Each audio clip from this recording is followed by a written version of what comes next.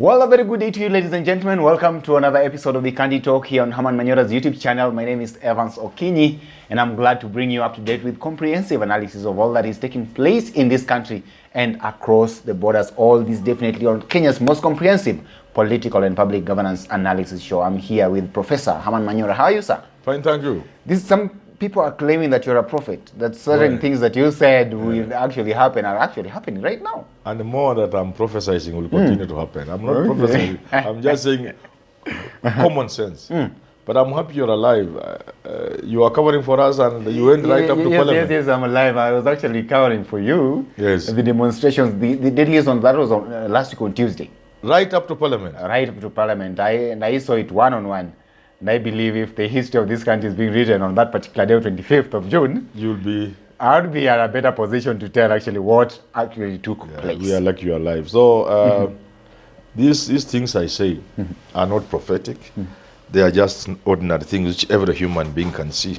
But many times, people, especially those in power, choose not to see. Yeah. I'm not a prophet. People are telling me, people are inboxing me and texting me and calling me, and I meet people in the street, they think, no, I just know. Like, I can know what will happen next. So when you told these people that they were courting disaster, this is it. Even now I know what Ruto needs to do to make this thing a thing of the past. It is simple. Fire some ministers. It happens like that everywhere in the world. Okay. Fire some ministers. Fire David indeed, his economic advisors. Remove Njuguna from the treasury. That's how politics works. It's never really that they have done. They don't need to have done anything. How easy do you think it is for the president to do such? Because if he doesn't do, then he will continue. Then he will continue putting himself in trouble for nothing. That's what Moi did it all the time.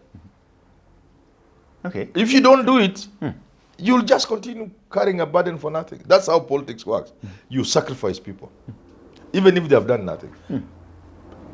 There are ministers, if you touch like this, the country will be celebrating. You touch Njuguna of Treasury and his PS. You touch Kina David Ndi. You touch, I don't want to mention them, they will cry. Some of these ministers, we all know them. Send like 15 people home. Nobody will be in the streets. And this is nobody, I can tell President Ruto today, try it. Get rid of these guys at Treasury, get rid of your economic advisors, get rid of ministers, you know them, who irritate people, who can't even do anything. Do that. Follow this up, because I could read in the interview, it seems to be suggesting that. Remove unnecessary expenditure. And don't go touching counties. No. Now you are still trying to, that way people don't see, you are not doing the right thing. Okay. Don't touch counties. 340 billion, you only remove unnecessary things from. The president is so lucky that the MPs are the most unpopular people in this country today. So if I were President Ruto, I would remove CDF. Because it is unconstitutional. The courts have said, High Court, Court of Appeal, Supreme Court, natoa. Nasema the first saving, tunaanza ina billion ya MPs, CDF. Tunasikiza mambo ya wananchi. You know the MPs will do nothing. So if he had done that earlier, they would even impeach him. But now, this is the time for the president to remove CDF. So you expect the president to throw the MPs under the bus? Yes, that's how politics works. Okay. Yeah. But how comes? Because somebody you are either throwing them under the bus or you are throwing yourself under a train. Somebody would argue that actually he's responsible for their unpopularity right now. No, he's not responsible. They are responsible. How? I mean, the president was doing his thing. They ought to have been doing their thing. People do claim that the parliament right now actually is remotely controlled from the house on the hill. That's up to you. If you are, kama unataka kuwa kikaragosi, shauri yako. You know? And we saw actually before even the passing of this particular finance bill, he called a PG at State House and had all of them whipped, and we saw the results on the floor of the house. But again, that's how politics works. Even a developed democracy like America, the people will vote in a manner. I know Willis will wait a bit. The people will vote in a manner to seem to agree with the president if their party is in power. The party in power in Congress, controlling Congress, will do what the leader of that party does, whether it's a Republican Party or... So it is normal. Don't blame MPs. What the MPs are doing is normal. There must be very complex circumstances under which MPs will not vote on party lines. For MPs to vote on party lines is the normal thing. Okay. So a remote control from State House, forget. They did what an MP would do to support their party. Time for pay has come. They have to pay for it. They now have to pay for They have to pay for it. So what the Ruto needs to do, he can't go down with them. No, sacrifice a few of them. Sacrifice CDF, to a CDF. The government is going to control bursaries. With the government, the national government will work with governors. Before we move towards free education, which I advocate for, government is going to work with the county government, the governors and those, to ensure needy children are taken care of. Okay. Because the constitution allows government, it allows any level of government to surrender its function or part of its function to another level.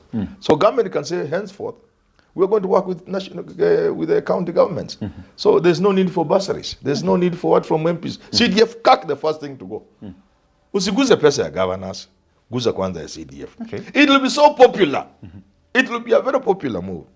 So if Ruto will wait until he will do it later, then people say Manyora is a prophet. I'm just saying things which he ought to be seeing now.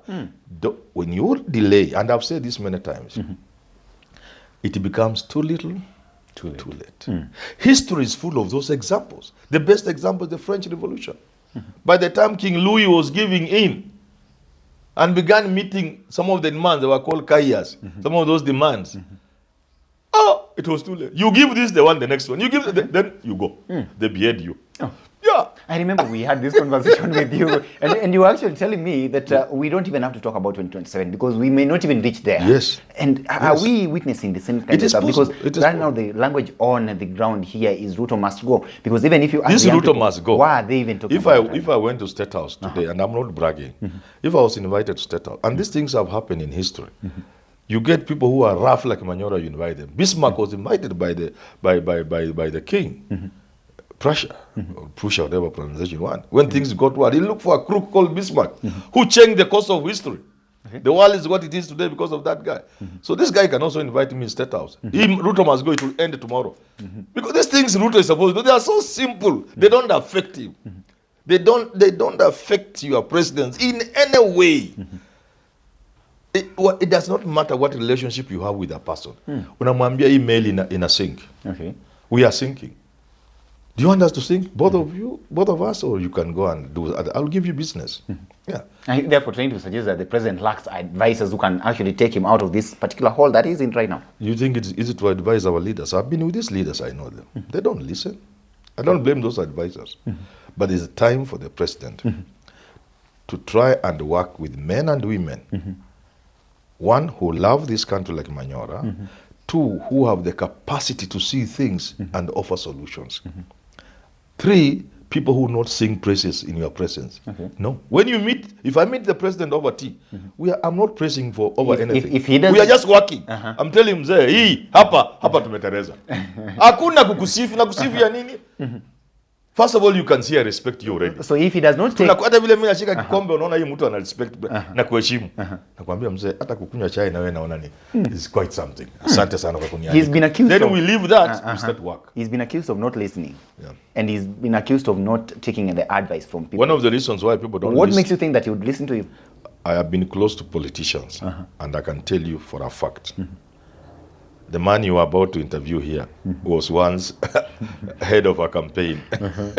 They are called campaign managers. He's coming after me. Yes. Yes, he can tell you. These guys don't listen.